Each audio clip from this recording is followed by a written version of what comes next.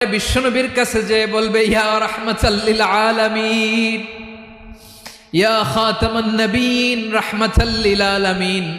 দেখেন আমাদের কি অবস্থা, কি কঠিন বিপদে আমরা আছি, দাঁড়াতে পারি না, সূর্যের আলোতে ঘেমে হয়রান।